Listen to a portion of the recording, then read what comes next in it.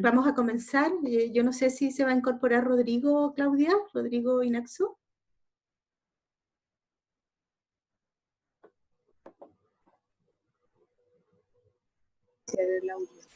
Sí, estaba.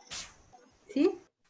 Mira, Les doy la bienvenida también desde las personas que conozco, más informalmente, a Verónica en particular, a las y los estudiantes, a mi amigo Jaime Galgani, decano de la UNCE, gran amigo nuestro, amigo de Verónica también, que vino a acompañarla hoy día, eh, a profesionales, académicos que nos acompañan. Así que vamos a partir, primero dándole una cordial bienvenida a todas, a todos, a todes, a quienes nos acompañan el día de hoy, estudiantes, estudiantas, profesionales, académicos, en fin, a nuestro director de carrera, el señor Rodrigo Inaxu, a Karina Arias, que es nuestra secretaria académica, en fin.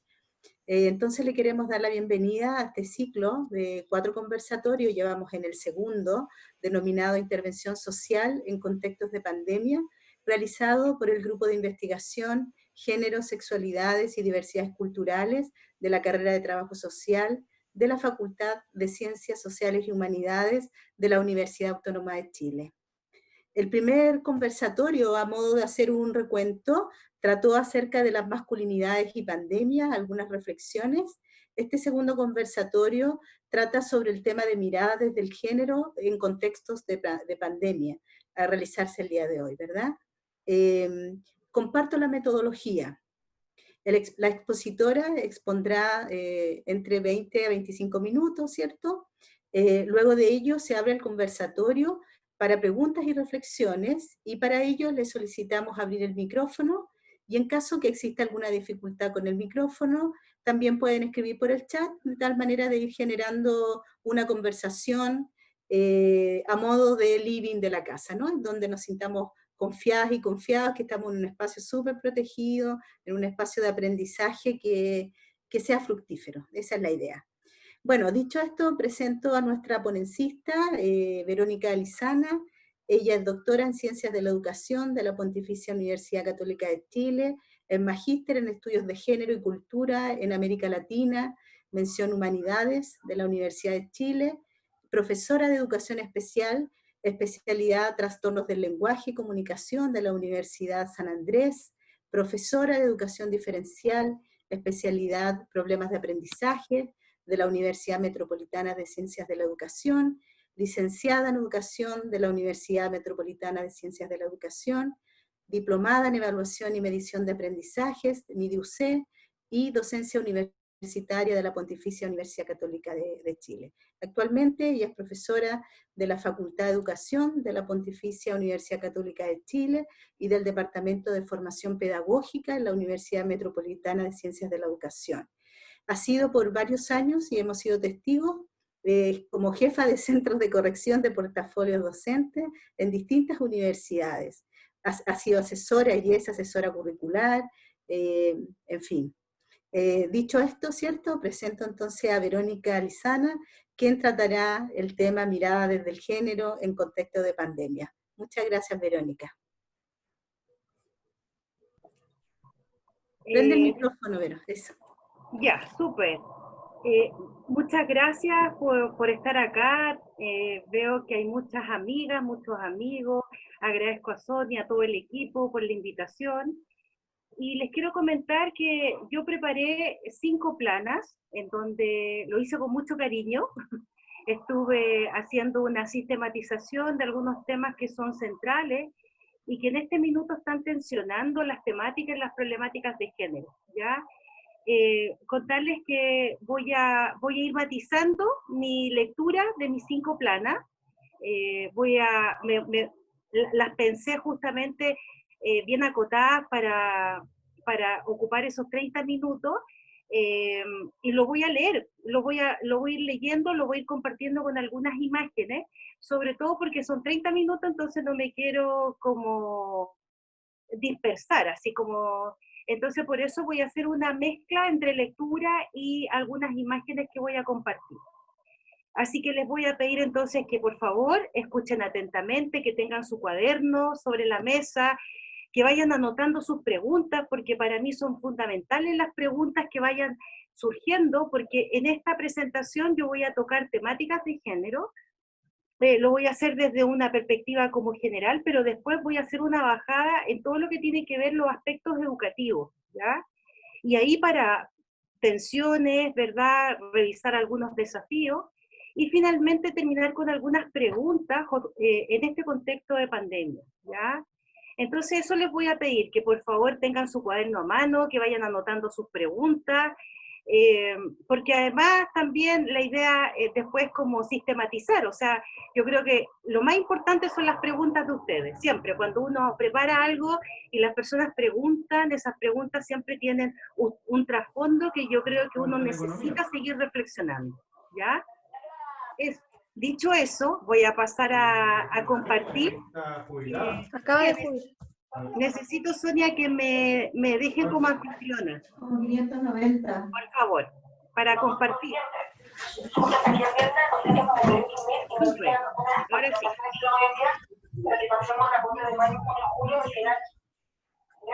Bueno, entonces... Agradecemos que pongan los micrófonos en silencio.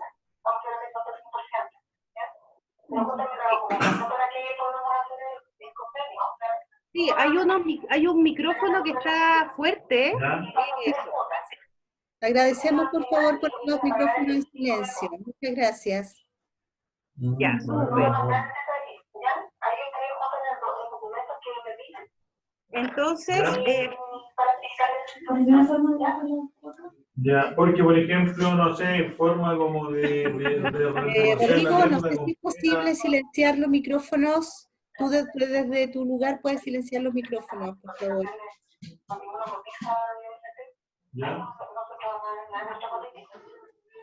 ¿sí? ¿Parto nomás o Sonia? Dime tú. Sí, lo que pasa es que Rodrigo debe estar buscando cómo silenciar los micrófonos porque él es el administrador del Zoom. ¿Rodrigo?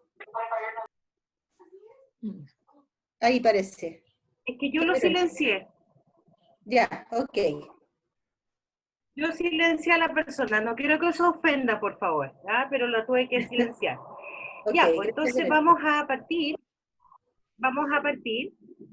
Entonces, esta es una ponencia que llamé Educación y Género, ¿ya? Entonces voy a partir con una cita que me parece súper interesante y la voy a compartir. Dice, al inicio de 1872, el ministro conservador Abdón Cifuentes dictó el muy polémico decreto sobre la libertad de exámenes para los colegios particulares, que nada tenía que ver, por cierto, con las mujeres. ¿Ya? La medida fue rápidamente derogada, el ministro cayó y con ello se puso fin a lo que quedaba de la fusión liberal-conservadora para dar paso al gobierno de la Alianza Liberal. Sin embargo, en la corta vigencia del decreto sucedió algo inesperado. La directora de un colegio laico y particular, que ahí la pueden ver, que se llama Antonia Tarragó, pidió a la universidad que sus alumnas fueran admitidas a rendir exámenes válidos de ingreso. En rigor, ninguna ley lo prohibía, sino que la cultura imperante lo suponía. El Consejo Universitario estuvo de acuerdo, pero la resolución debía tomarla el ministro. Y finalmente, 3 años después, y ante la insistencia de la demandante y de la profesora Isabel Lebrun, que también la pueden ver ahí, también directora de colegio, la solicitud fue aceptada. Finalmente, en 1877, Miguel Luis Amunátegui, como ministro del ramo, firmó el decreto que permitía el ingreso a las mujeres a la universidad. En la memoria ha quedado como un gran triunfo liberal, y por ello desde entonces se le ha llamado decreto Amunátegui, pero en rigor y justicia debería llamarse decreto Tarragó-Lebrun. Esta cita refleja la finalidad de las temáticas de género, dado que revela la participación de las mujeres en la conformación histórica de los estados nacionales, visibilizando su contribución a los procesos de transformación cultural, y en particular evidencia el compromiso social de 2 directoras de colegio que en su afán de ampliar las expectativas académicas de sus estudiantes, permitieron que, comillas, por primera vez las mujeres ingresaran a la educación superior. Ahora bien, si la Real Universidad de San Felipe fue fundada en Santiago en 1747, inició su actividad docente en 1758 y constaba de 5 facultades, teología, filosofía, derecho, medicina y matemática, tuvieron que pasar 119 años para que 2 maestras visionarias generaran un cambio paradigmático en la mentalidad tradicional.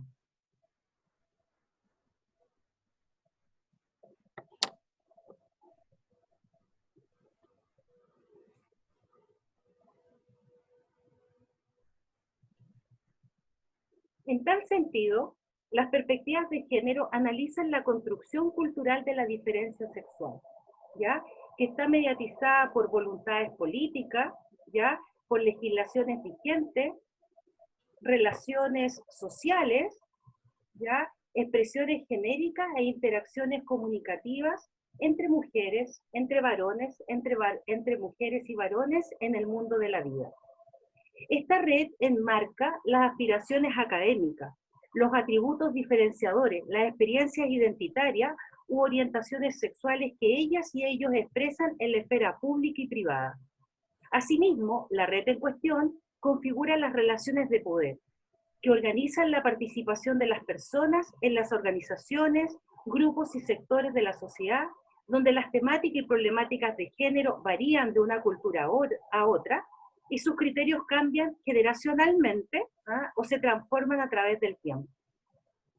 Por tanto, la construcción cultural de la diferencia sexual se evidencia en los índices de representación política, por ejemplo, de mujeres y varones en el mercado del trabajo, segregado o dividido por sexo, en la equidad e inequidad de género en los sistemas nacionales de educación, en la concesión o supresión de bienes materiales y simbólicos en los sistemas de parentesco, en los derechos hereditarios también, por ejemplo, de los núcleos familiares, en las discriminaciones sexistas de los sistemas de pensiones, solo por mencionar algunos aspectos relevantes. De manera que las relaciones de poder se expresan explícita e implícitamente en las instituciones sociales, políticas, legislativas, judiciales, educativas y familiares, cuya socialización de género visibiliza los roles, abro comillas, dignos de ser deseados, anhelados, ¿ya? O añorados por la próxima generación de ciudadanas y ciudadanos. Esta maquinaria simbólica del sueño supone el consentimiento de aquellos sobre quienes se ejerce el poder, maquinaria que será más efectiva, permanente y transversal si los grupos primarios y secundarios naturalizan, invisibilizan o extrapolan la diferencia biológica, sexual o anatómica a los distintos ámbitos, a los distintos espacios y ámbitos de acción. Asimismo, la socialización de género distingue las funciones intrínsecamente, comillas, femeninas o masculinas, ya sea atribuyéndoles una cierta legitimidad discursiva a su carácter reproductivo o productivo, endosándoles un cierto valor, estatus, prestigio, reconocimiento a sus condiciones materiales, existenciales, laborales, salariales, entre otros, o traspasándoles una carga, un oficio, un trabajo, una profesión, a veces no siempre apetecible o deseable. A nivel macro y micro, la dinámica del poder es una característica implícita y explícita en las relaciones sociales, políticas, educativas, familiares y de género. Consiguientemente, cada persona es parte de dicha dinámica cuando sostiene, ejerce o reproduce algún mecanismo de control y dominio en el ámbito de la vida cotidiana, teniendo presente que, abro una comilla de Michel Foucault, allí donde hay más poder, también habrá mayor resistencia. En estas paradojas, ambigüedades, asimetrías se enmarcan las necesidades sociales, expectativas académicas, oportunidades profesionales e intereses personales de niñas, niños, adolescentes y jóvenes, quienes heredarán las lógicas de acción de sus grupos de referencia, y cargarán con sus sueños, deseos, esperanzas e ilusiones por disposiciones testamentarias, legales o consuetudinarias.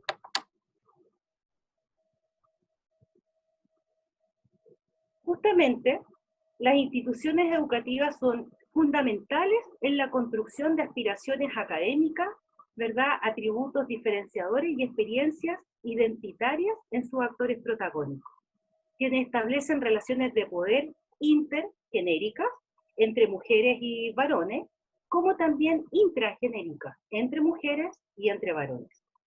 Estas dinámicas normativas, y voy a abrir una cita del Ministerio de Educación, delimitan lo que se considera apropiado, permitido y valorado para cada sexo. Es decir, fortalecen ciertos conocimientos, habilidades y actitudes, ¿verdad?, en las y los estudiantes, incentivando o desincentivando el desarrollo de algunos campos disciplinares y ámbitos de acción por considerarlos adecuados, más adecuados o menos convenientes para ellos y ellas.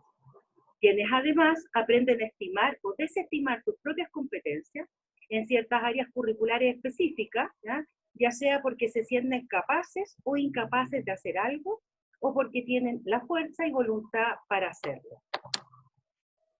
Por ello, resulta relevante examinar el material pedagógico de un curso virtual del CPIP dirigido a profesoras y profesores en ejercicio profesional en el área de orientación, que establece un cuadro comparativo entre niños y niñas de tercer año básico, ¿ya?, en el ámbito emocional y social.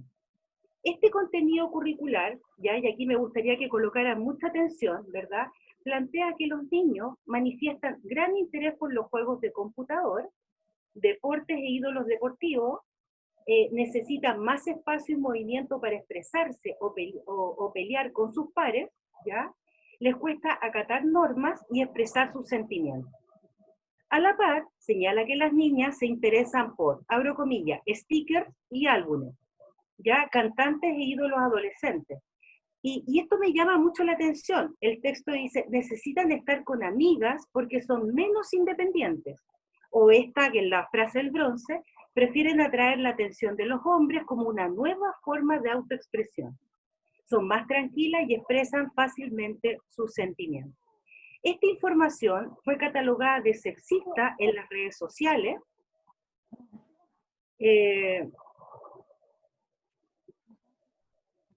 ya, por lo que la cartera ministerial publicó un comunicado oficial dando de baja dicho material y manifestando su compromiso con la igualdad de género e igualdad de oportunidad entre mujeres y varones, ¿ya? En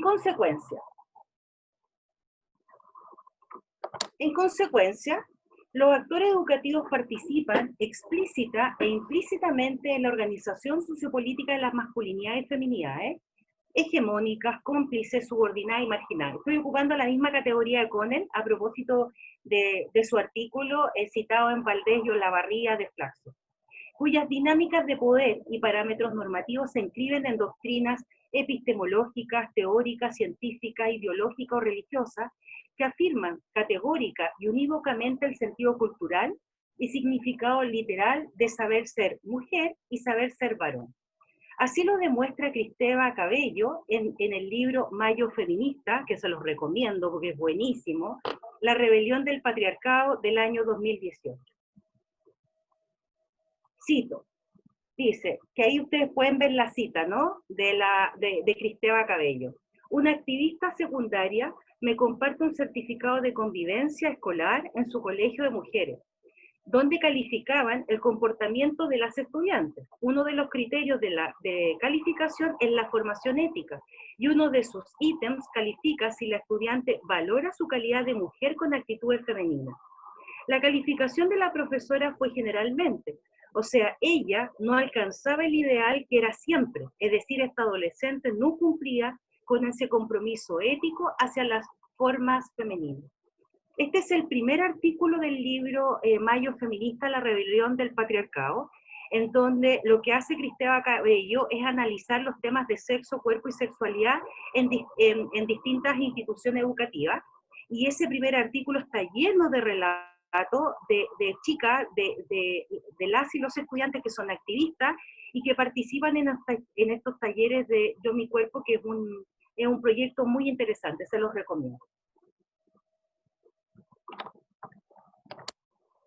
Bueno, al respecto, la Unidad de Equidad de Género del Ministerio de Educación procura incorporar las temáticas y problemáticas de género en las políticas y programas educativos, a fin de, y abro comillas del Ministerio, avanzar en una educación pública de calidad inclusiva que permita el desarrollo integral y equitativa de las y los estudiantes.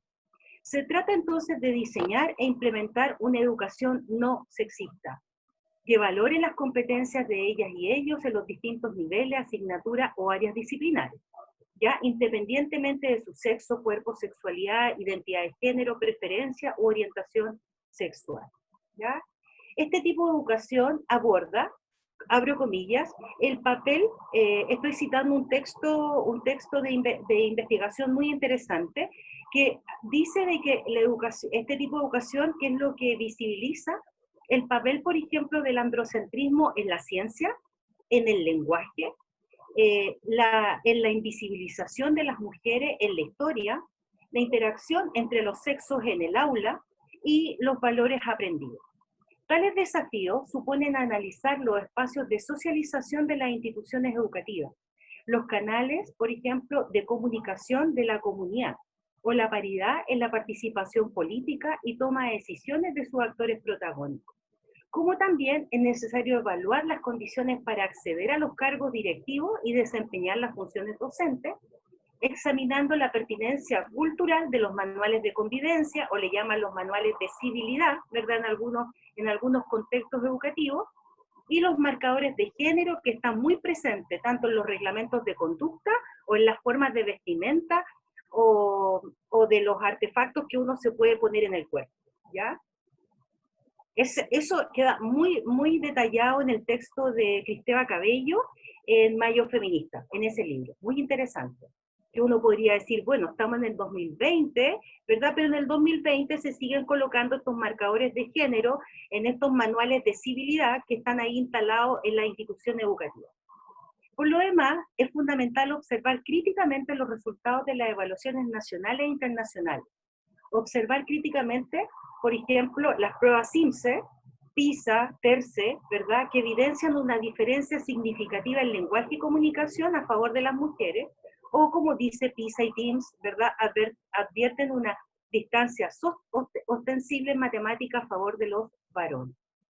A la par, y esto es lo crítico, yo encuentro que CIMSE, PISA y TERCE muestran una progresiva profundización en las diferencias por razones de sexo, género, clase social y etnia, raza, ¿verdad? Una simetría que se va acentuando en la medida que las y los estudiantes avanzan en su trayectoria escolar, ¿verdad? O sea, en vez de disminuir la brecha, aumenta, ¿ya? O sea, si medimos en cuarto básico, en octavo y en segundo, y en vez de que disminuya, resulta que en Chile tenemos la paradoja que aumenta, ¿ya? Y que además también al cruzarse con el tema de clase social, etnia, raza, ¿verdad? Eso de alguna forma se va constituyendo en el factor acumulativo de la discriminación, ¿ya? Bueno, entonces además, y este dato también es interesante, las mujeres obtienen los mejores resultados en educación básica y media, ¿ya? Eso es lo que nos dice la información disponible. Y los varones alcanzan los mayores puntajes en la prueba PSU, ¿ya? En tanto en matemática, en ciencia y en historia. Es decir, ellos, y esto es un dato interesante, los varones en Chile sobrepasan los 550 puntos en la PSU, conformando el 70% que supera los 750 puntos. ¿Ah? En cambio, las mujeres mayoritariamente obtienen menos de 500 puntos. ¿Ya? En términos generales, ¿ya? Entonces podríamos decir que los estereotipos adoptan un carácter simplista, convencional e inmutable, ¿eh? Y eso es lo peligroso del estereotipo, visibilizando las representaciones, imágenes e ideas que comúnmente son aceptadas como verdad por las comunidades educativas. Y en particular los estereotipos sexuales, esto es lo que nos dice el Ministerio, ¿no? Reflejan las creencias populares acerca de actividades, roles, rasgos, características o atributos que caracterizan y distinguen a las mujeres de los hombres, ¿ya? Y acá por ejemplo, llama la atención, ¿ya? Y eso pasa en el contexto educativo, bueno, y aquí, bueno, como profesora, ¿no? Lo puedo decir, que llama la atención la alta masculinización en inspección general y dirección, y la alta feminización en docencia de aula y equipo técnico pedagógico. Es decir, los cargos directivos son ocupados por varones, aunque haya una mayor dotación de mujeres en las instituciones educativas.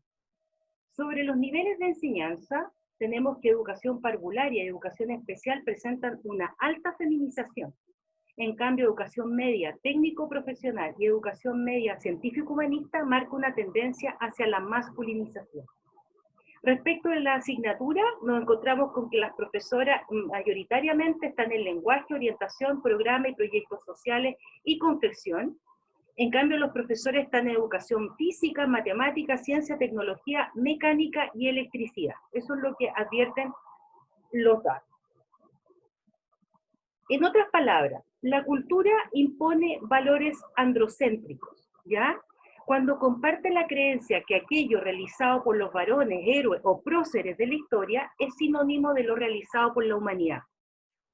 O cuando los actores sociales consideran que lo masculino es el centro, el factor o el parámetro necesario para medir todas las cosas. Esta concepción ideológica promueve las condiciones de subordinación, menosprecio o dominación o discriminación hacia las mujeres por su sexo. Por tales razones, la educación no sexista interroga: ¿por qué el orden masculino, por ejemplo, prescinde de cualquier justificación? ¿Por qué se impone como fuerza neutral, objetiva, normal, invisible e incuestionable? ¿Por qué esta visión ideológica se considera importante en sí misma, generando su propia legitimidad discursiva? Y estas preguntas salen del texto de Bourdieu que se llama La dominación masculina. En ese texto me inspiré justamente para elaborar estas preguntas. Perdón.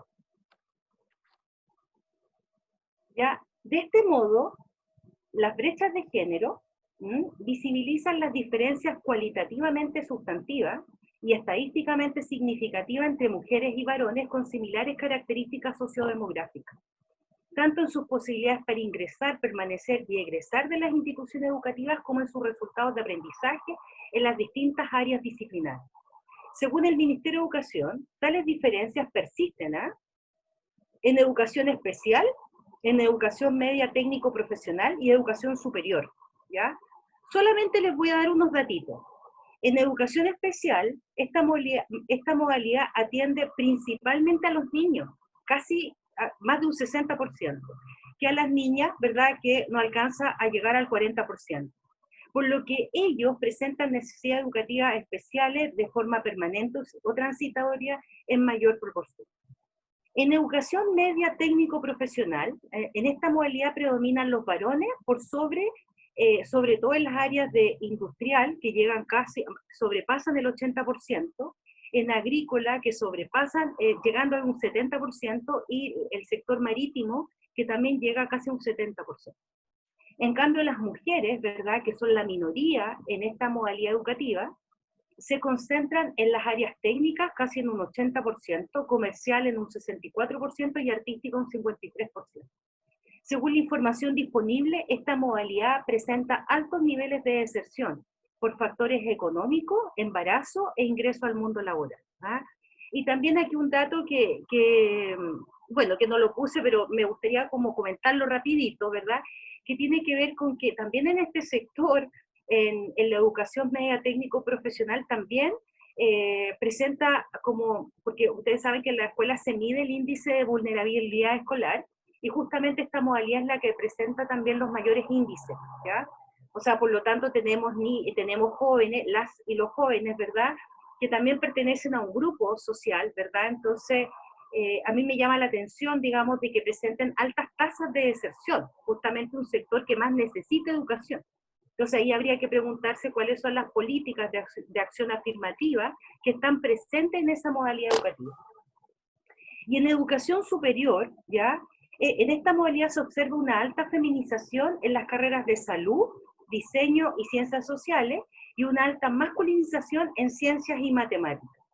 Paralelamente, en la educación superior técnico-profesional, las mujeres se concentran en secretariado, en educación de párvulo, en enfermería y servicio social, y los varones en construcción y obras, topografía, análisis de sistema, electrónica y automotriz.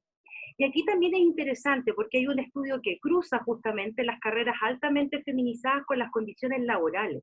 Y ahí es como que se da una doble o triple discriminación, porque también son carreras que no tienen como el estatus social o no tienen el reconocimiento social, y por lo tanto son como doblemente o triplemente castigadas, porque no solo presentan los sueldos más bajos, sino que también las condiciones son bastante precarias, ¿ya?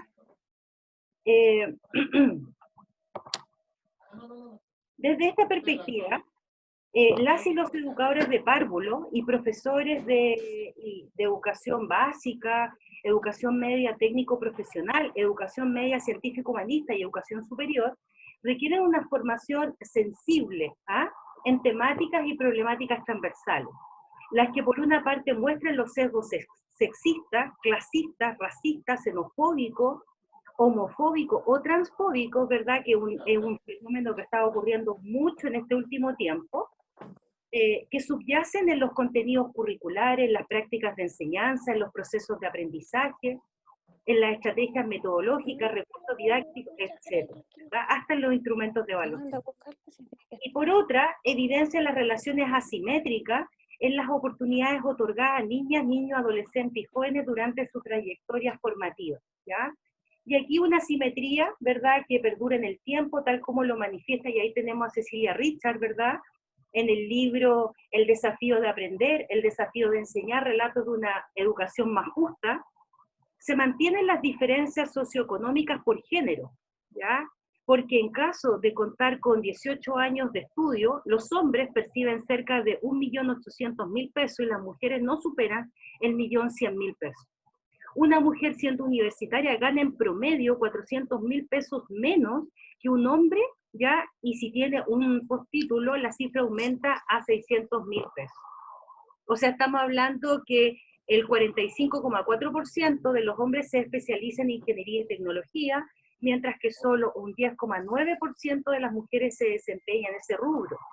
Por otro lado, ellas se concentran en sectores como la educación, con un 21%, o las ciencias económicas con un 25,3%. Los hombres, en tanto, lo hacen en un 7,9% y un 20% efectivamente en dicho sector. ¿Ya? Estas brechas miden la equidad, ¿ya? Y aquí voy a ocupar, digamos, el planteamiento teórico de Nancy Fraser, ¿no? Estas brechas miden la equidad del Sistema Nacional de Educación, cuyos principios están asociados a la justicia social, igualdad de oportunidad y reconocimiento de las diferencias colectivas e individuales. La equidad, entonces, garantiza el respeto a los derechos humanos, ¿verdad? Y por una parte exige ocuparse de la diferencia cuando ésta se transforma en injusticia, desigualdad o discriminación, ¿verdad? O sea, cuando tenemos que la diferencia es igual a una injusticia social, ¿ya? Debido al diseño e implementación de políticas sociales, económicas, sanitarias o educativas. Y por otra, demanda hacerse cargo de las brechas derivadas de las condiciones de clase social, etnia, raza, sexo, género, para que todas las personas puedan realizar sus proyectos de vida, ¿ya? Independientemente de su origen y condición. Ambos aspectos constituyen un imperativo ético que organiza la distribución de los recursos, bienes productivos y riqueza disponibles a fin de garantizar, por una parte, los derechos humanos, pero por sobre todo el derecho a la educación. Verónica, podemos pedirle a la persona que está hablando que por tanto, en este contexto de pandemia, ya un poquitito, Vero, un poquitito. Les agradezco, por favor, a las personas que se van incorporando, que apaguen su micrófono. Por favor. Dando una conversación permanente. Verónica, tú puedes silenciar desde ahí, por favor. Yo lo estoy silenciando ahora. Perdón. Perdón, acabo de silenciar. Mira, no sé qué hacer esto, pero bueno. Ya. Entonces, y aquí estoy cerrando. Por consiguiente, la Agenda 2030 me parece pertinente sacar la colación, y los Objetivos de Desarrollo Sostenible, una oportunidad para América Latina y el Caribe, sobre todo que fue publicado en el año 2016 por la CEPAL, y la Unidad de Equidad de Género del Ministerio de Educación, procuran garantizar la calidad, equidad e igualdad de oportunidades entre mujeres, entre varones, entre mujeres y varones, de forma que la próxima generación de ciudadanas y ciudadanos ingrese, permanezca y egrese de la institución educativa con las competencias necesarias para ejercer un empleo, trabajo y profesión u oficio, ¿ya?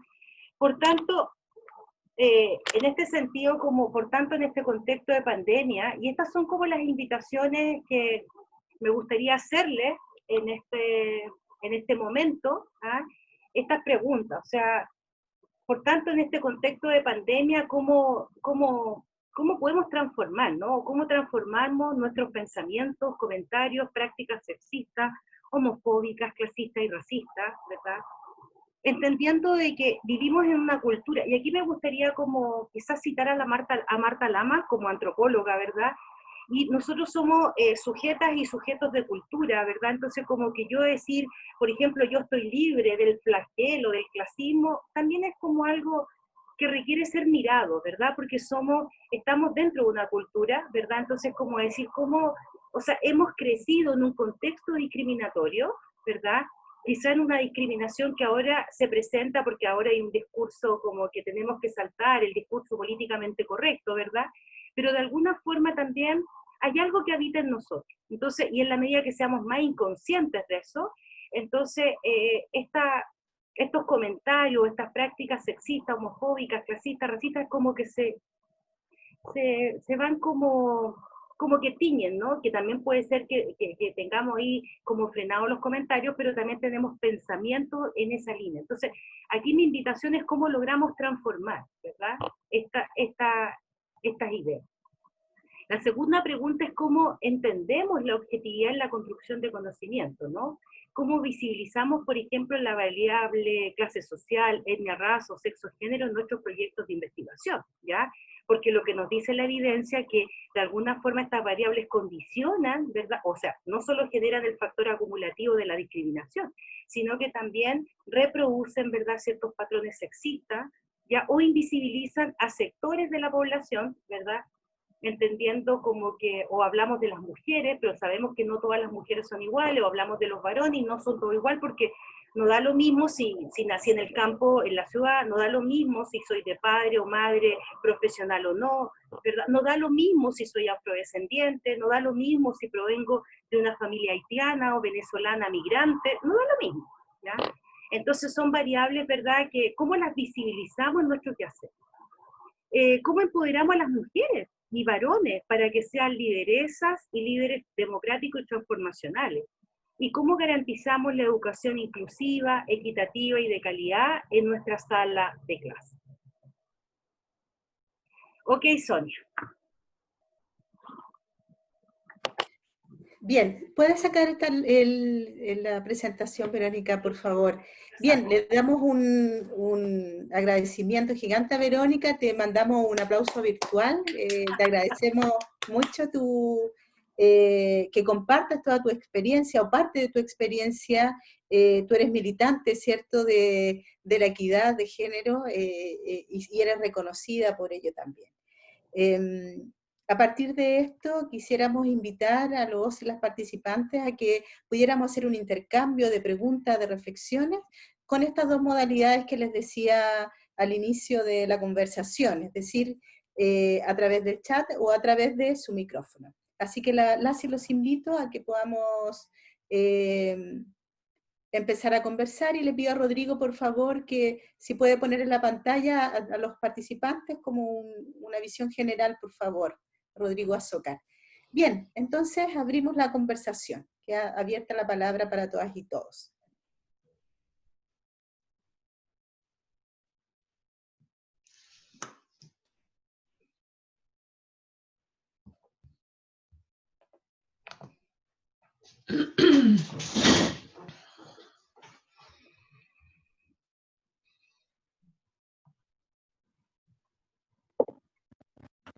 Hola.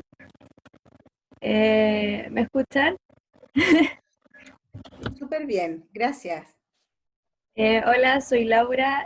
Primero que todo mencionar que me gustó mucho lo que había hablado Verónica. En torno al tema, mi duda va en relación al aumento que ha tenido igual la violencia de género con relación al contexto de pandemia. ¿Cómo ponemos en práctica esta noción de equidad sabiendo de que la violencia incluso ha aumentado en un 70%? Considerando en el contexto en cual nos encontramos hoy en día inmersos, el tema de la cuarentena, los otros factores dentro de las familias que se van generando, que van provocando como tal un desequilibrio y una crisis, y por ende también va en aumento el tema de la violencia, sobre todo de género. ¿Cómo ponemos en práctica esto? Eso. Muchas gracias.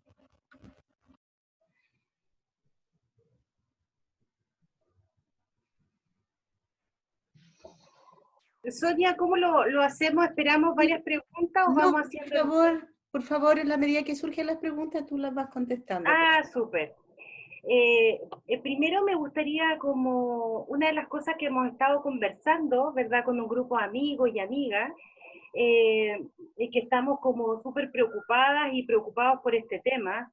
Relevamos el hecho, por ejemplo, de que si uno analiza el tratamiento de la pandemia a nivel mundial, y me imagino que ustedes ya han visto las cifras, ¿verdad? De que justamente en los países donde hay lideresas, ¿verdad? Resulta que ha habido un mejor como abordaje de lo que implica la pandemia. Ya, primera cosa. ¿Ya? Entonces me gustaría como decir de que han demostrado los datos que tenemos hasta el momento disponibles, que han demostrado un discurso cercano, súper claro en términos de las medidas, explicando por qué el confinamiento, llamando al autocuidado, llamando a la responsabilidad ciudadana. Es muy interesante el discurso de estas lideresas mundiales, que bueno, de los 195 países, ¿cuántos son? No sé, si la memoria no me falla, ¿cuántos son? Siete mujeres, ¿no? ¿Cuántas son? Si no son más de esas, de los 190 y tantos países, ¿verdad? Entonces, bueno, primero decir eso, ¿no? Que las lideresas han demostrado, digamos, como actuar rápidamente, ¿verdad? No han tenido que esperar, ¿verdad?, eternamente para tomar medidas, la han tomado cuando tienen que tomarlas, pero también con un discurso cercano, claro, ¿verdad?, y llamando a la responsabilidad, ¿ya? Y yo diría que con respecto a la pregunta en particular, ¿no? O sea, eso ya lo hemos visto, de que efectivamente incluso se puso ahora a disposición un número, ¿verdad?, de teléfono para poder llamar, ¿verdad?, para poder denunciar.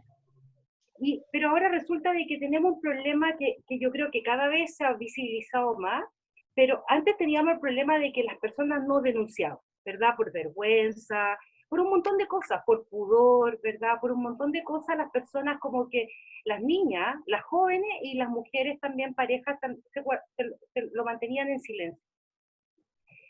A propósito de mi docencia, yo tengo un curso de género ya desde el año 2013 y la misma situación le ocurría a los varones, porque yo tenía un grupo de trabajo social, ¿verdad?, que justamente elaboró una tesis de varones que eran golpeados por su polola, y a los jóvenes, a los chicos les pasaba lo mismo, ¿no? Les pasaba que les daba vergüenza, o cuando iban a carabineros se burlaban de ellos, ¿verdad?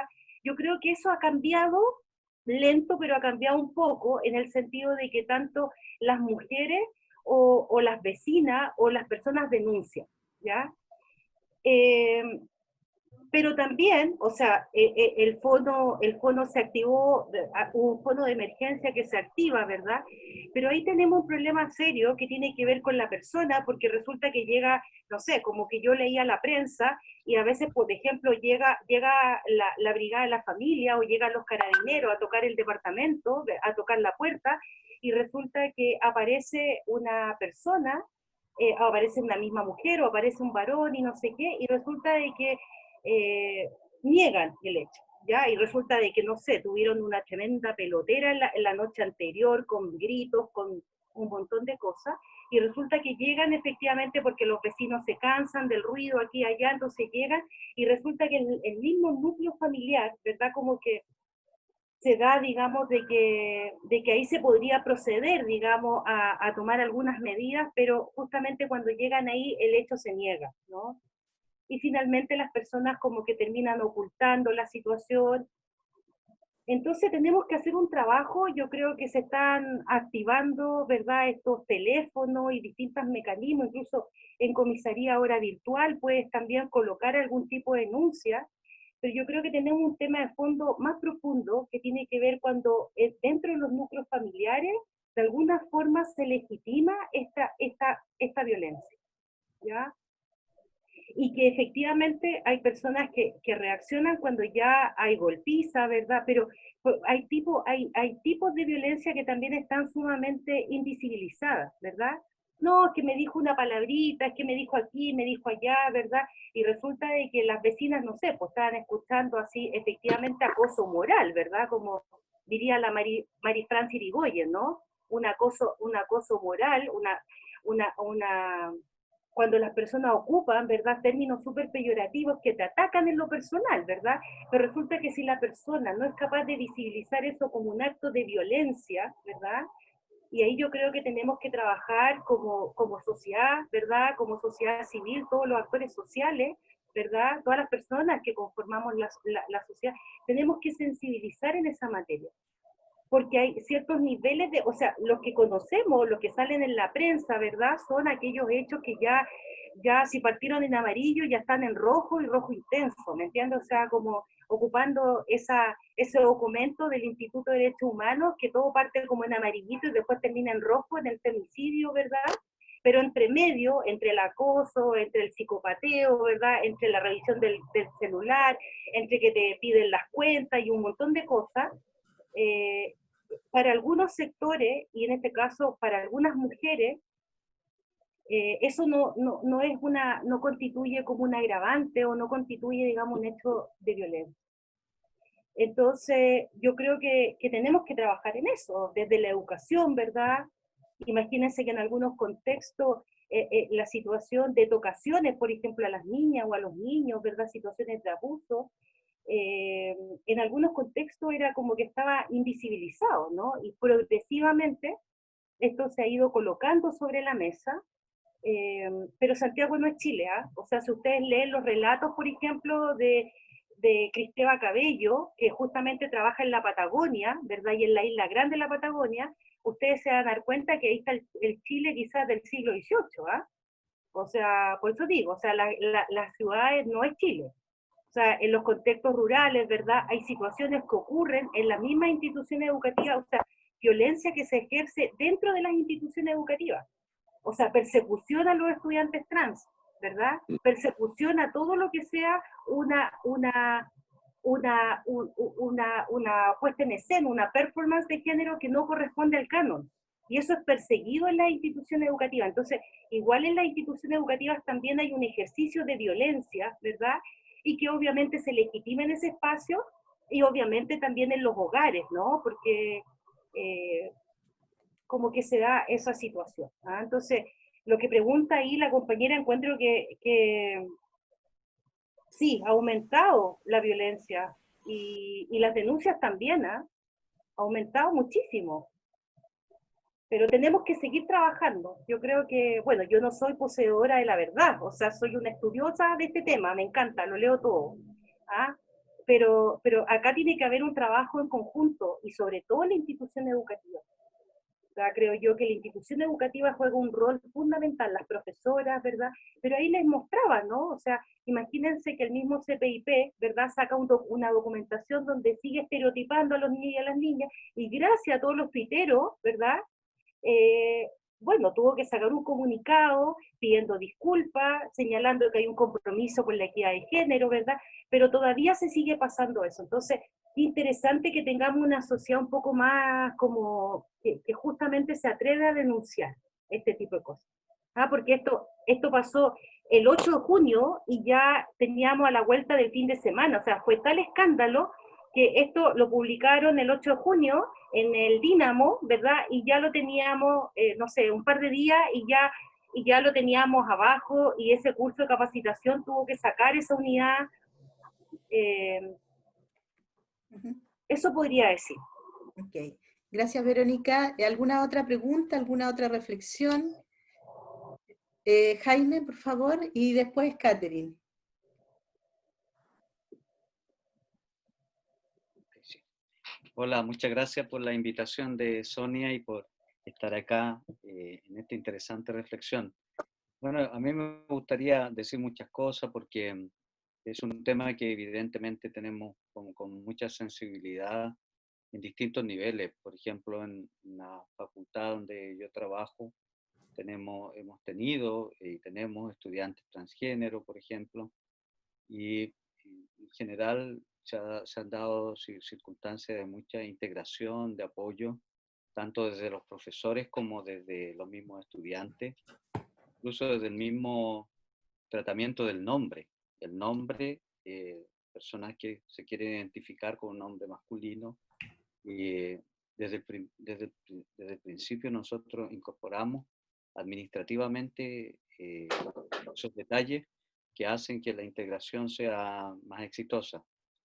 También en el plano de la investigación, que era una pregunta que tú hacías, en general, bueno, en mi experiencia concreta en investigación, que yo siempre me mantengo en ese ámbito, gracias, bueno, también a los estudios que hago, continuamente mis referencias son en gran parte referencias de investigadoras femeninas. Ya hay muchos estudiosas en el ámbito de los estudios postcoloniales, por ejemplo, que nos han ayudado un montón en las distintas áreas que trabajamos. Y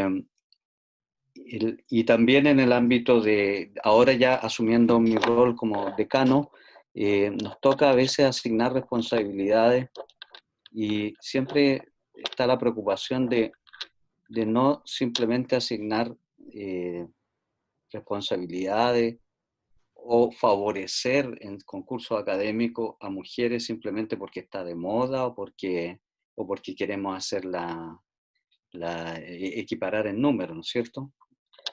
Sino haciendo un trabajo también de recuperar o valorar la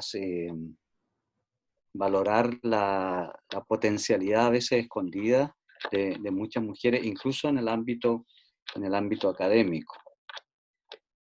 Concuerdo en esa visión de que a nivel directivo, si bien tenemos muchas profesoras, pero no siempre tenemos muchos directores, rectores, por supuesto, rectores de universidades, ¿no es cierto?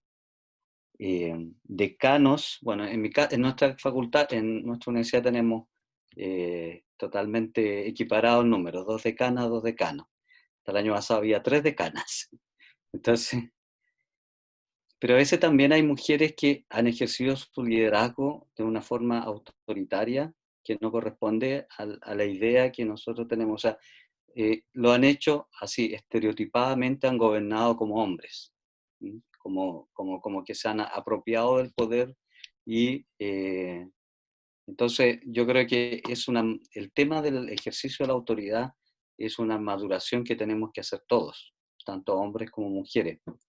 Y aunque yo he tenido excelentes jefas, la mayor parte de mi vida profesional tuve jefas, ¿no es cierto? Y he tenido excelentes jefas y otras que no tanto. Así que también eso depende también de las cualidades personales. Y una cosa que me llama la atención es la docencia, y ahí es un desafío que yo me he puesto como docente. En estos momentos estoy haciendo docencia, pero generalmente en docencia, en el aula, cuesta mucho más que las chicas se empoderen de la reflexión académica, intelectual. Y suelen ser jóvenes, varones, los que llevan adelante generalmente la discusión, se toman la palabra, a veces se comen la palabra, digamos, porque hablan y opinan y preguntan todo el tiempo. Y uno tiene que estar como sobreestimulando para que haya una participación de todos. Y bueno, muchas reflexiones en ese sentido. Ahora, mi pregunta va en el sentido de esta preocupación que está surgiendo ahora, esta distinción entre la funa y la denuncia. Entonces, porque a veces a la facultad o a la universidad llegan denuncias de maltrato de género, ¿ya? O incluso denuncias mucho más graves, relacionadas con abuso sexual, o digamos tratamiento impropio, etcétera, etcétera. Y ante eso tenemos procedimientos para trabajar. Pero la FUNA nos inhabilita totalmente, porque la FUNA instala ya una verdad ante la cual ya es muy poco lo que se puede hacer. Y muchas veces tenemos situaciones de que hay personas, y no estoy hablando solo de mi universidad, sino en general, que solo funan, no hacen denuncia. Pero la FUNA ya, por ejemplo, la FUNA de alguna estudiante sobre algún hecho eventual que haya cometido un joven, muchas veces fuera de la universidad, porque nos ha tocado sumario de situaciones que han tenido, que han pasado con estudiantes, fuera de la universidad, incluso en el verano, en otras situaciones. Entonces, también está eso, hasta qué, digamos, qué jurisprudencia podemos tener nosotros frente a situaciones que ocurren en el ámbito totalmente externo a la vida académica. Y a mí lo que me preocupa, yo estaba viendo, la semana pasada me tocó trabajar en la evaluación de los nuevos estándares de formación inicial docente y el marco para la buena enseñanza.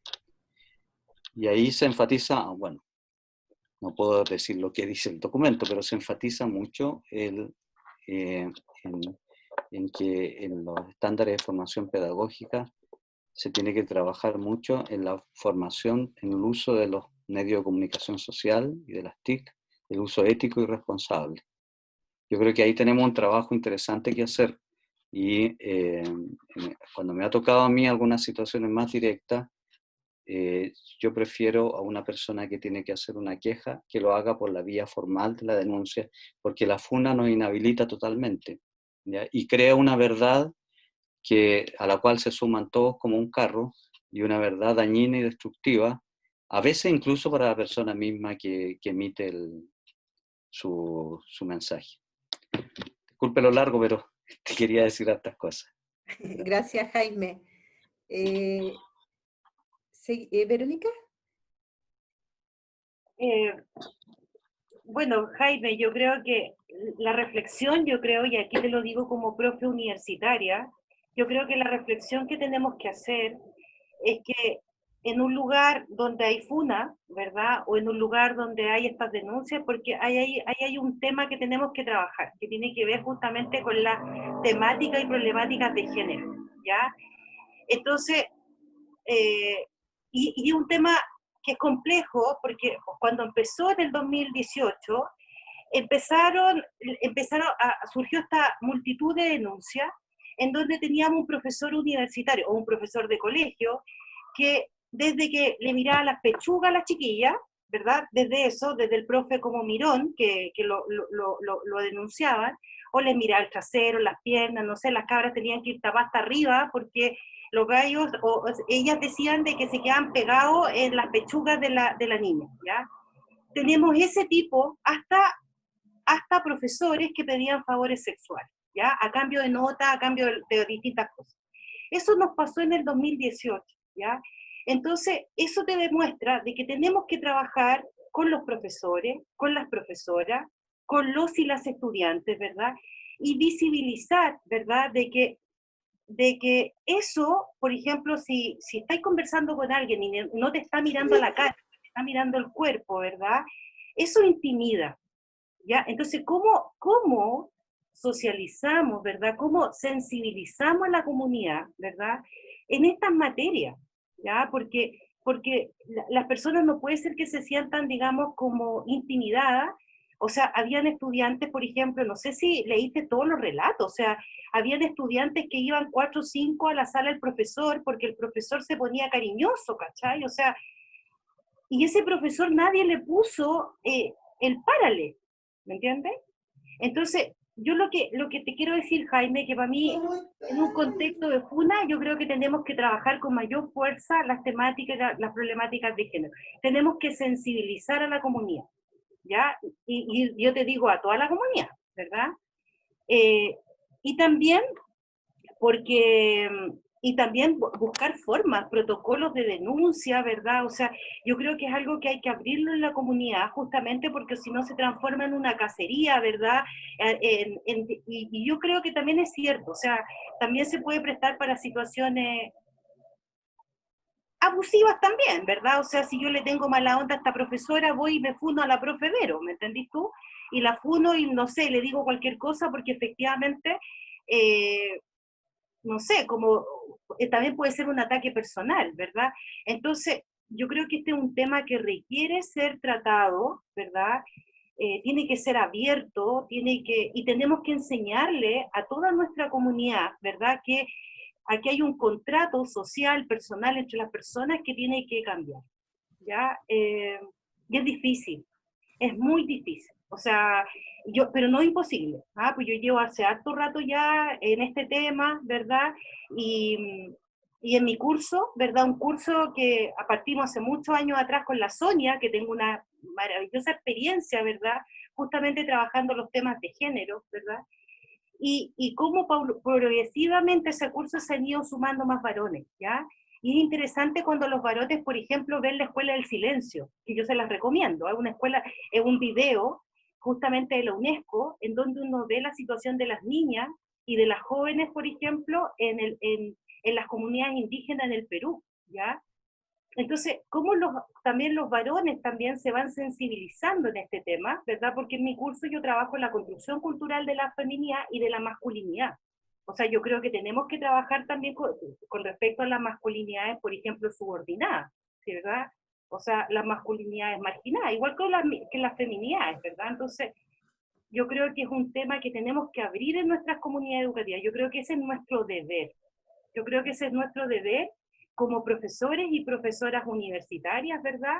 Y justamente empoderar también a nuestras niñas, a nuestras jóvenes, a nuestras mujeres, ¿verdad? Y que también digan basta. O sea, basta. O sea, aquí tenemos una relación entre personas académicas, ¿verdad? Entonces también tiene que haber un contrato, ¿verdad? Entre los distintos actores educativos, porque claro, en las universidades, no, perdón que me alargue, pero en las universidades, claro, estamos preocupados, por ejemplo, yo he visto en universidades, no, ya vamos a revisar la bibliografía para no tener una bibliografía sexista, ya. Entonces tenemos que equiparar mujeres, varones en la bibliografía, ya. Entonces, o por ejemplo, hay otros protocolos que a mí me llegan, porque como soy profe ahora por aquí y por allá, entonces me llegan estos protocolos, pero a veces quedan en la forma, que también es bueno, pero yo creo que aquí hay que cambiar algo en la relación, en donde, y en una visión también, en este caso, como en una visión, en estos patrones ideológicos que no son solo compartidos por los varones, sino que también por las propias mujeres. Gracias, Vero. Katy, te pido que esperes un momentito. Rodrigo va a leer los chats ahora y luego a continuación tu pregunta, tu reflexión. Rodrigo, por favor. Gracias, Sonia. Hay un comentario, pregunta que hace Isis. Dice, gracias, Verónica. Trabajando en colegio me di cuenta que el nivel sociocultural afecta la brecha de género en relación a sus intereses. En colegios rurales, el interés de las niñas en la ciencia es mínimo en comparación a los niños. Y en colegios particulares, esa brecha es muy pequeña. ¿De qué forma podemos trabajar con las y los estudiantes para minimizar esa gran diferencia de género, tomando en cuenta las características intrínsecas de cada género y su contexto sociocultural? Esa es una pregunta.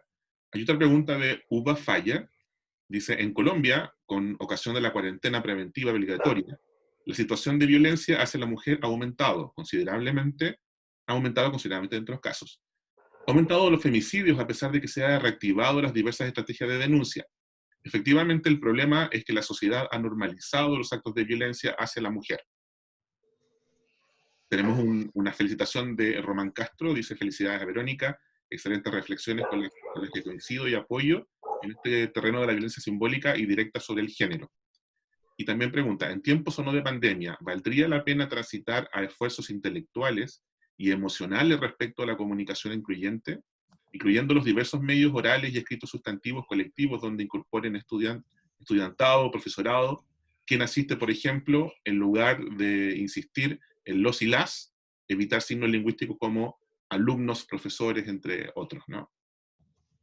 Jorge también manda una felicitación y pregunta, en este conteo de pandemia, ¿qué debemos esperar del Ministerio de la Mujer y Equidad de Género? Y posteriormente las palabras pedidas que vamos a dar en un minuto más. Perfecto. Verónica, quédate con esas preguntas mientras tanto para darle la palabra a Catherine, por favor. Ay, no termina. Hola, buenas tardes. Agradezco el espacio y estoy un poco preocupada porque no sé si me escuchan bien, Sí, te porque escuchamos. ya, vivo en San José de Maipó, Cuento, y siempre todo el rato dice que mi internet es inestable, ¿ya? Entonces como que de repente perdía el audio. Entonces, bueno, me pasa igual que Jaime, que uno siente la necesidad de poder comentar, reflexionar tantas cosas, pero intentaré sintetizar y quiero tomar un poco lo que comentaba Jaime. En algún momento dijo que efectivamente los hombres opinaban más, que costaba que las mujeres intervinieran. Y también pensando en lo que comenta Vero, con respecto a este video muy, muy significativo de la Escuela del Silencio, en este colegio en el Altiplano, donde efectivamente a mí me pone nerviosa verlo, porque tú ves que en una sala de clase le preguntan, las niñitas se toman, se miran, se mueven, no pueden expresarse, y los niños sí lo hacen, son niños de 8 o 9 años, y uno piensa y dice, ¿por qué sucede esto? Y empieza a pensar, es imposible no pensar en esto de la mirada androcentrista, y que efectivamente uno la vive a diario desde que nace, y pensando también en lo que Vero muestra con respecto a este ejercicio del CPIP, y que efectivamente se bajó esta capacitación porque se calificaba sexista, y uno dice, ¿y cómo podemos hacer para que efectivamente esto no siga sucediendo? Y es algo que la vemos todos los días, que nosotros la normalizamos, la naturalizamos, y pensando en eso solamente les quiero comentar dos cosas, y me voy a apoyar de mi celular, porque efectivamente yo diría hace como un mes vi un video de una doctora guatemalteca o de El Salvador, disculpen mi imprecisión porque no logré conseguir el dato ahora, se llama María Eugenia Barrientos y es especialista en microbiología, y la entrevistaron porque esta doctora se cansó de mandar documentos al Ministerio, a la Organización Mundial de la Salud, diciendo que el foco para tratar la pandemia no era el correcto, porque efectivamente las biopsias arrojaban que las personas estaban muriendo de inflamación, ¿cierto? El COVID genera una serie de cosas, fiebre, tos, se desencadena una serie de otros patrones que hacen que las personas fallezcan. ¿Pero de qué fallecen? Entre otras cosas, de inflamación. Y decía, yo no entiendo por qué no se trata a las personas de la inflamación con una serie de antiinflamatorios conocidos que no hay que inventar, porque para que se produzca una vacuna, ustedes saben que hay una serie de elementos que se cultiva la vacuna, no es que se junten un montón de medicamentos y se hace una vacuna, no es así. Se cultiva, por lo tanto es un proceso largo. Entonces ella decía, tenemos una serie de fármacos, ¿por qué no se utilizan? Bueno, en su país la escucharon, en varias clínicas empezaron a tratar pacientes gravísimos, se salvaron, la tasa de mortalidad fue muy baja, y finalmente, bueno, pasó, la entrevistaron, un montón de cosas, y hoy día llega un WhatsApp a mi familia y a un grupo de amigos que hablaba de que se había encontrado un antiinflamatorio por unos investigadores de la Universidad de Oxford, una tremenda entrevista, aplauden aquí a un señor Martin Landry, investigador, que da la cara en favor de todos estos investigadores. ¿Y con qué están tratando estas personas que están muy graves del COVID? Con dexametasona, con un antiinflamatorio conocido, barato, que el mismo que mencionaba ella, entre una amplia gama de antiinflamatorios, porque hay muchos que, o sea, no todo el mundo le hace bien este y el otro, ¿cierto? Hay uno para cada uno. Entonces a mí me sorprende esto, porque en la familia yo había comentado el video de esta doctora, y poco y nada me pusieron atención. Bueno, y apareció pues el de este hombre y de estos grupos investigadores en Oxford, y todo el mundo, wow, y no sé qué fantástico y todo, y uno dice, oye, esto no puede ser, tiene que cambiar. O sea, te aseguro que lo más probable es que vieron a esta mujer, y todos estos hombres o investigadores de una universidad de renombre, porque no era obviamente de Inglaterra, ¿te fijas? Entonces empezaron y siguieron la investigación. Pero ¿por qué no tenemos esa capacidad de ampliar la mirada? ¿Por qué hago la reflexión? Porque efectivamente esto viene desde toda la vida, porque están los textos escolares, porque tú en tu casa probablemente cuando le preguntas algo que tiene que ver con el celular, se lo preguntas a lo mejor a tu hijo, a tu marido, a tu pareja, y no se lo preguntas a tu hija. Entonces, ellas y ellos desde siempre entienden que hay cosas que la hacen mejor los hombres y otras que la hacen mejor las mujeres. Eso es solo lo que quería comentar, y espero que haya llegado todo lo que dije, porque no sé si hubo silencios. Sí, muchas gracias, Catherine. Muy interesante lo que tú planteas y tengo la certeza de que estamos de acuerdo, que los que estamos en esta sala, ¿verdad? Estamos de acuerdo con lo que tú planteas, porque además, desde las posiciones relativas que cada una y uno ocupa, lo vivencia, ¿no? Vivencia que de pronto debemos decir 3 o 4 veces las mismas cosas que un varón dice y que se escucha inmediatamente. Entonces, lo tenemos encarnado en nuestra trayectoria, en nuestra biografía, entonces nos resuena, por lo menos a mí me resuena. No sé si hay otra palabra, yo había visto a Lorena que había pedido la palabra. Lorena, déjame revisar acá. Sí, Sonia, lo que pasa es que Javiera hace rato que está pidiendo la palabra, Camila, Ya, entonces perfecto. preferiría que Javiera, hablaran ellas. Camila, por favor. ¿Estará Javiera todavía? Aquí estoy. Ok. Hola, buenas tardes a todas, a todos. Vero, fantástica tu presentación, se agradece muchísimo en estos tiempos. Y también al núcleo, yo no tenía conocimiento de ustedes, no sabía de vuestra existencia, y también se agradece muchísimo que estén organizando estos conversatorios. A mí en lo personal me motivó mucho poder y tener la posibilidad hoy día en este horario de participar con ustedes.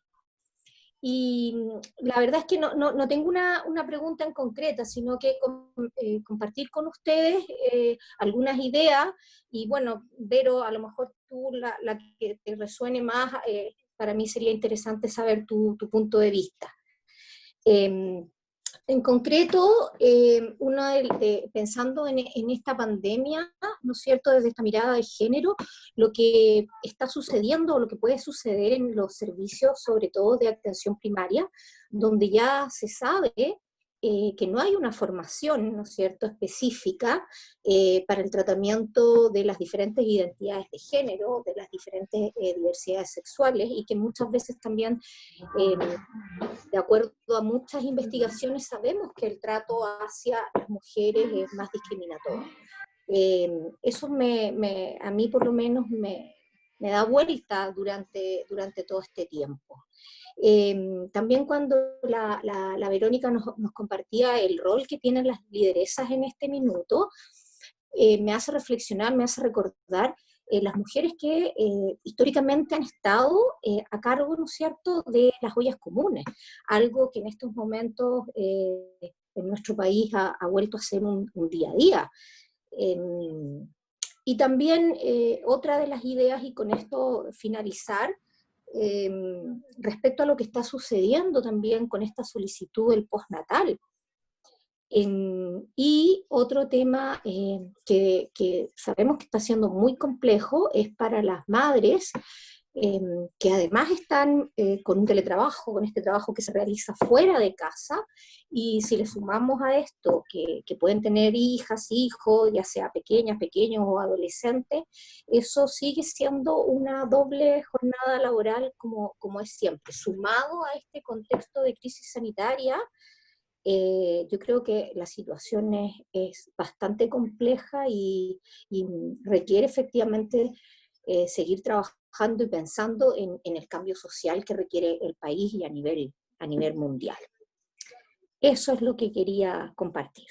Muchas gracias, Javiera. Muy interesante tus reflexiones. Le pedimos a Camila Ortiz, que también había pedido la palabra. Por favor, Camila. Hola, buenas tardes a todos, a todas, a todes. Gracias a Laverito por hacernos ahí la invitación. Tampoco tenía conocimiento de estos conversatorios que se estaban realizando. Bueno, efectivamente, mencionar más que nada algunas cosas. Primero decir que este es un tema que hoy en día está tomando mucho revuelo, que se está escuchando mucho, y creo que es la oportunidad que tenemos para poder poner el género en la educación y en la escuela. Yo actualmente estoy haciendo un magíster en currículum, y justamente nos pidieron hacer un ensayo y mi ensayo fue basado en el sesgo de género que hay dentro del currículum nacional, tanto en el prescrito como en el oculto. Entonces, si venimos con una bajada de nuestros planes y programas que ya están mentalizados en esta bajada cultural que quieren hacer, cómo nos quieren posicionar como ciudadanos, y si este currículum ya viene con una mentalidad ya es androcéntrico, o sea, obviamente es difícil que las personas puedan pensar de una forma distinta, y también es difícil que cuando entramos a la escuela sacarnos como un poco el abrigo de con todo lo que venimos de la parte cultural. O sea, en la escuela es muy difícil separar lo que culturalmente también nos han enseñado. Entonces, por un lado, una de las formas de poder ver cómo podemos hacer un cambio es que nos demos cuenta de cómo nosotros producimos el sexismo y el sesgo de género dentro de la escuela, dentro de lo que hacemos como docentes. Yo igual soy docente, ¿ya? Pero que también las personas que hacen los planes y programas también se den cuenta. Lo mismo que pasó ahora en el curso que hicieron, que Verónica mencionaba, el CPIP, dentro del currículum, por ejemplo, en lo que es lenguaje y literatura, si bien ya no hay establecido cuáles son los libros de lectura, sí hay proposición de libros, y la mayoría de esos libros son todos de varones. Ya los autores, la mayoría son varones. Hay varios estudios, de hecho, que se han hecho al respecto. ¿Ya? Entonces, por un lado, posicionar eso. Lo que mencionaba hace un rato atrás el profesor Jaime, en donde efectivamente menciona de que participan más los hombres y las mujeres no participan, es porque también como escuela nos hemos hecho cargo de que esto ocurra, ¿ya? Proponiendo siempre participación más a los hombres que a las mujeres, dando preguntas más de análisis a los hombres que a las mujeres, y a las mujeres preguntas más memorísticas. Entonces hay varios patrones que están establecidos, hay mucha literatura hoy en día, que nos muestran de cierta forma cómo nosotros mismos producimos el sesgo de género dentro de la escuela. Creo que es fundamental que nos demos cuenta. Y finalmente decir que las palabras generan realidades. Por ejemplo, hace un momento atrás el profesor Jaime también, espero que no se sienta, mencionó que han existido muchas mujeres ahora que han tomado decanas, y él dijo, ha ocurrido con que algunas han tomado un liderazgo autoritario de hombres. Y eso es un error que todos cometemos porque asumimos que hay ciertas cualidades o habilidades que están ligadas a los hombres y otras a las mujeres. Una mujer puede tener un liderazgo autoritario y eso no tiene que ver con que sea una característica de un varón, ¿ya? O la sencillez, lo que mencionaba la Vero, que hay que hacernos cargo también de la masculinidad. La sencillez, la emoción, no es algo propiamente femenino, también puede ser masculino. Entonces, como sociedad hemos establecido estándares de qué es ser hombre y de qué es ser mujer, y lo vamos reproduciendo constantemente. Solamente eso, muchísimas gracias. Muchas gracias. Agradecemos tus reflexiones. Claudio, por favor. Hola, ¿cómo están? Bien, Claudio. Saludos a todas, porque la mayoría son mujeres, así que si en algún momento estaban, perfectamente podríamos decir a todas, cuando la mayoría de las que participan en este tipo de conversatorios son mujeres, y nosotros asumir que somos la minoría, ¿no? Y compartir algunas reflexiones, y qué bueno que se continúe, digamos, en esta temática, como la vez pasada, que se abordaron el tema de las masculinidades. Dos cosas, digamos. Una principalmente en relación al tema de la funa que hablaba el profesor. Es un poco, de repente, un poco el mismo llamado que hacen las autoridades respecto de la explosión de octubre, ¿cierto? En donde después de que explotó toda la convulsión social y donde dijimos nos cansamos, nos unimos, en ese momento nos llaman a conversar y nos dicen, pero ¿por qué tienen que ser tan violentos? ¿Y por qué no ocupan los canales de comunicación? Si resulta que durante tantos años hemos ocupado los canales de comunicación y no nos han escuchado. Pareciera que era necesario que ocurriera algo más violento, porque si no, ¿cómo? O sea, ya hemos marchado millones de personas en la calle y a pesar de eso no han escuchado. Y creo que desde la perspectiva de los derechos de la mujer y de la situación de violencia que vive las mujeres diariamente, históricamente, creo que también han hecho muchas denuncias y han ocupado los canales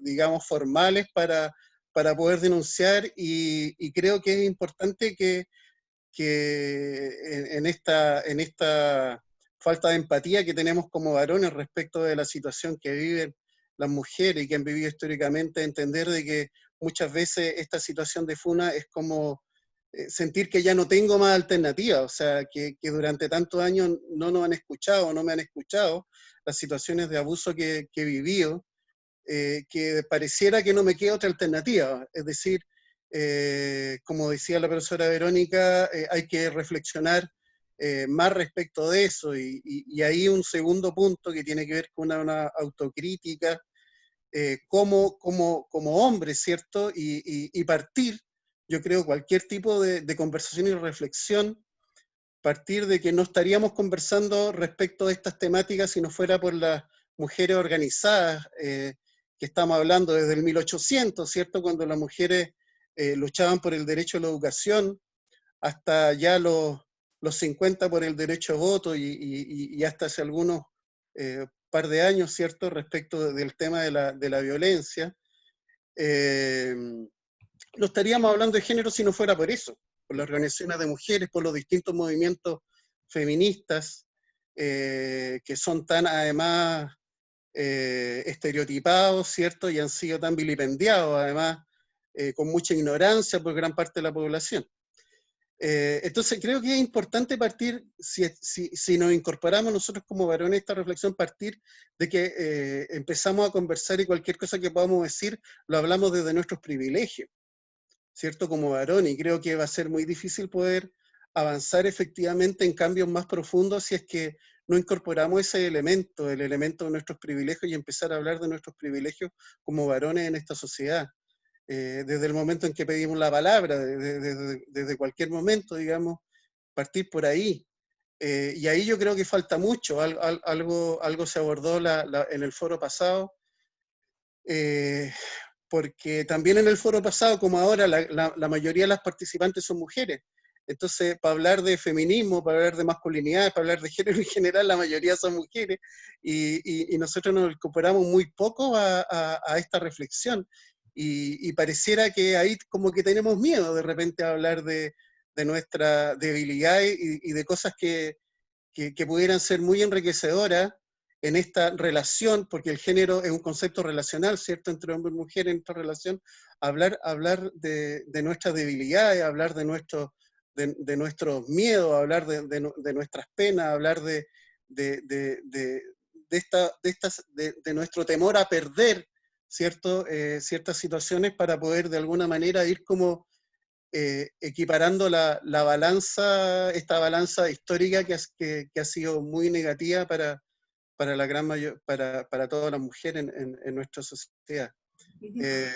Ahí comparto, digamos, como esos elementos, y ojalá que se sigan desarrollando más todo espacio, y que podamos incorporar más alumnos, ¿cierto?, más estudiantes, varones, a estos espacios de reflexión, y poder abrirnos más en ese sentido.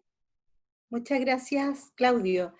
Antes de darle la palabra a Verónica, quisiera recordarles que hay en el chat hay no sé si Rodrigo quieres explicarlo tú con mayor propiedad.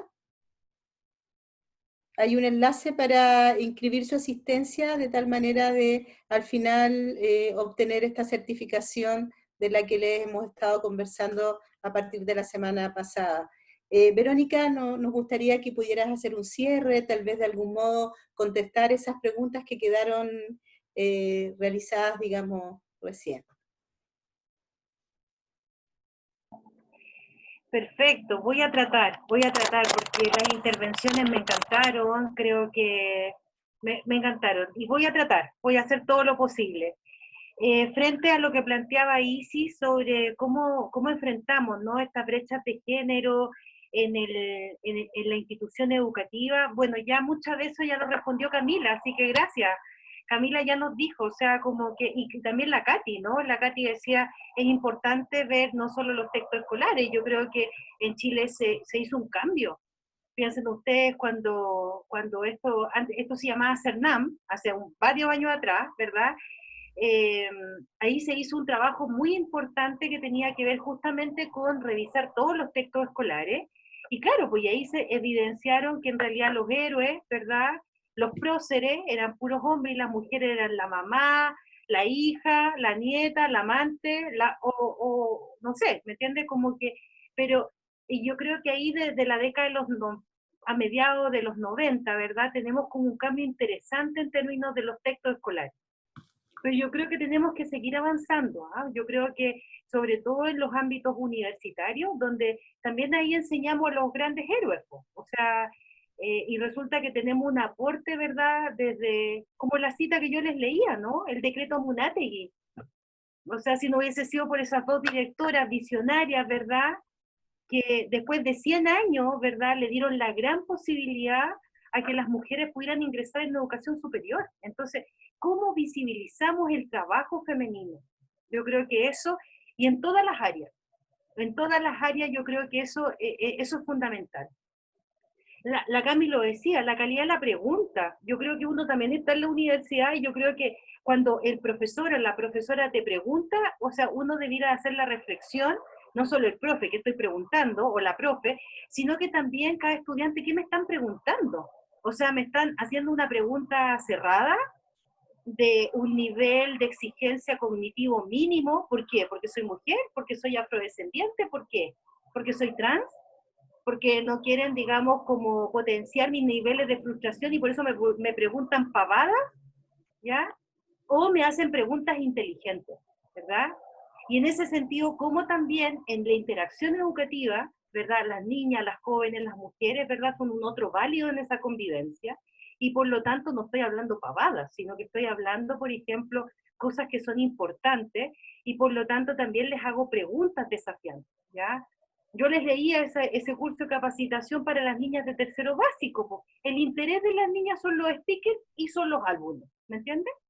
Entonces, y resulta que son menos independientes, y todo lo que hacen es para atraer al varón, ¿verdad? Y fíjense lo que decía, como autoexpresión. O sea, yo me reafirmo como niña, ¿verdad? En el interés o en la atracción, ¿verdad? Que tengo en el varón. O sea, yo dejo de ser yo, y efectivamente mi validación como mujer queda en el otro, ¿verdad? Que es lo que nos han dicho las teorías del género, ¿no?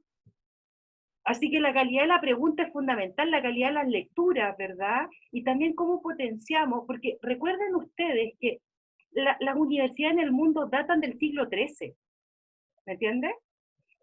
Hay pensadores así de la época que dicen que las mujeres son débiles mentales. ¿Para qué vamos a invertir plata en las mujeres?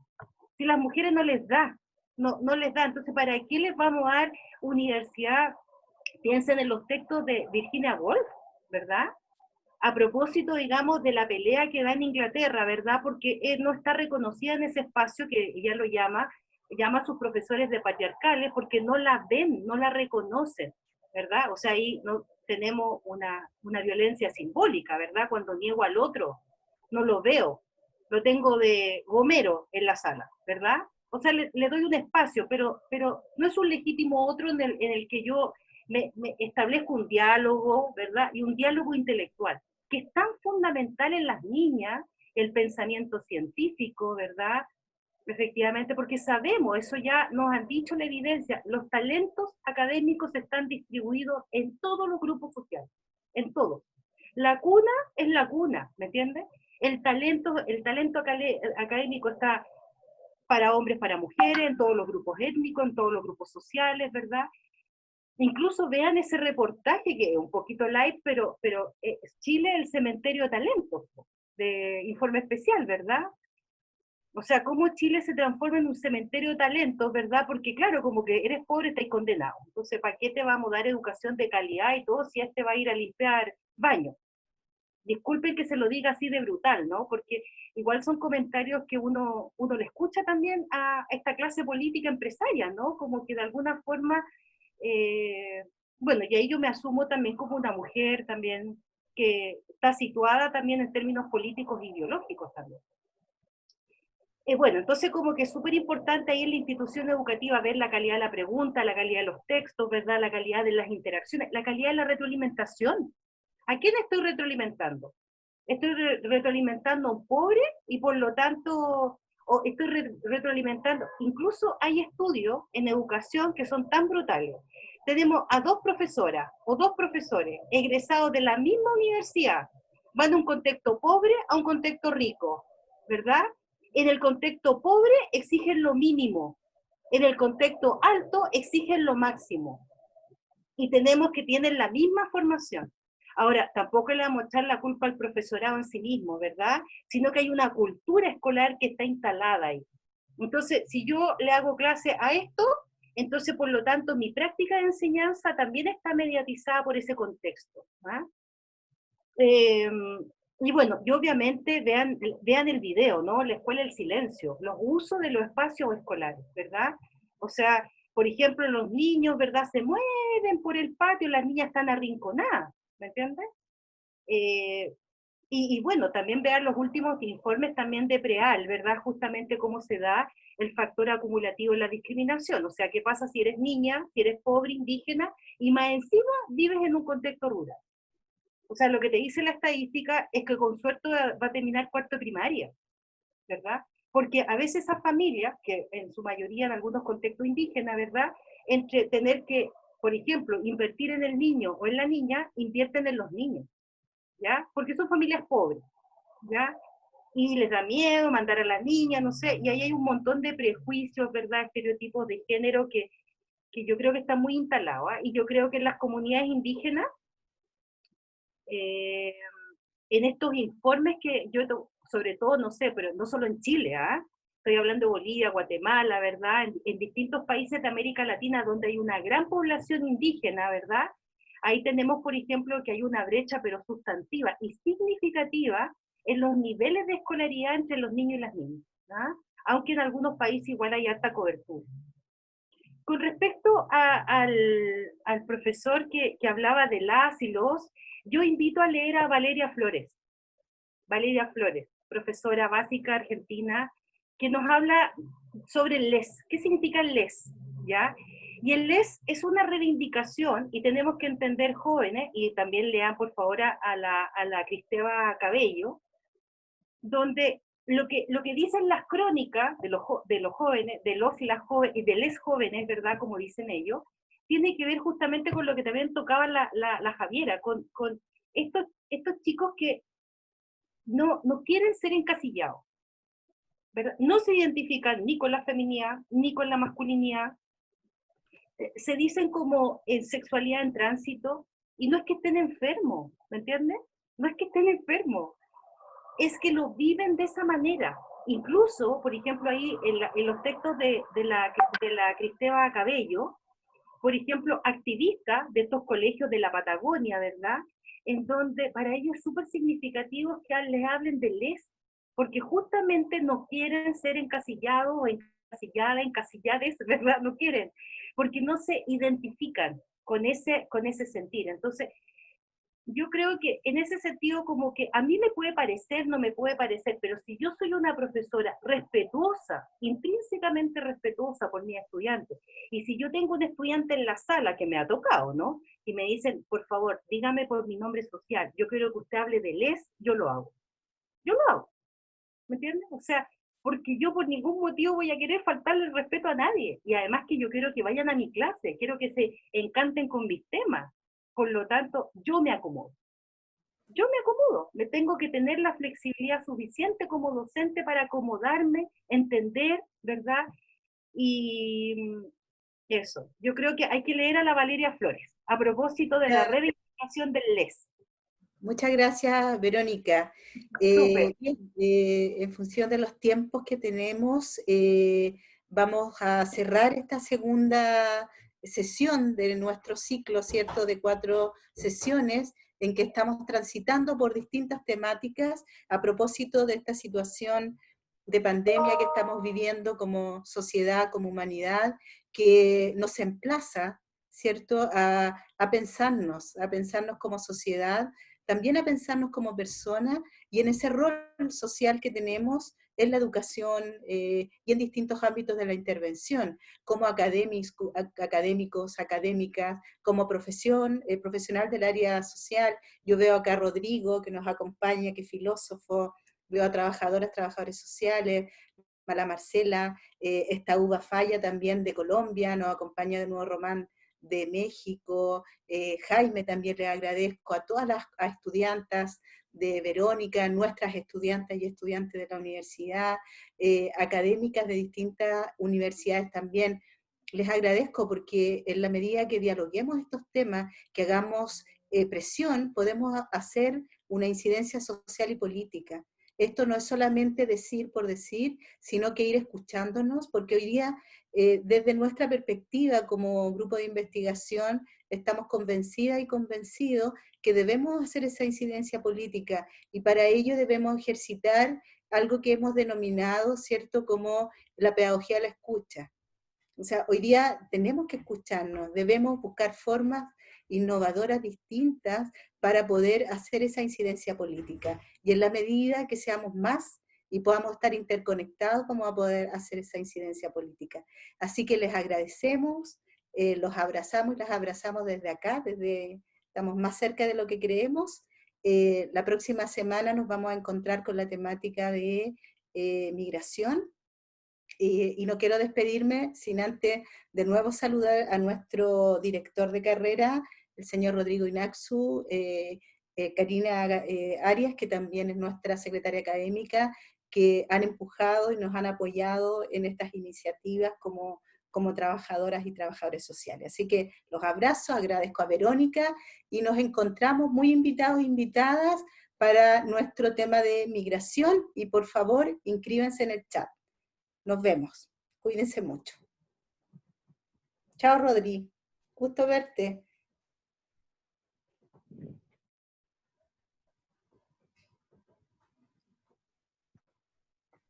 Chao, Marce.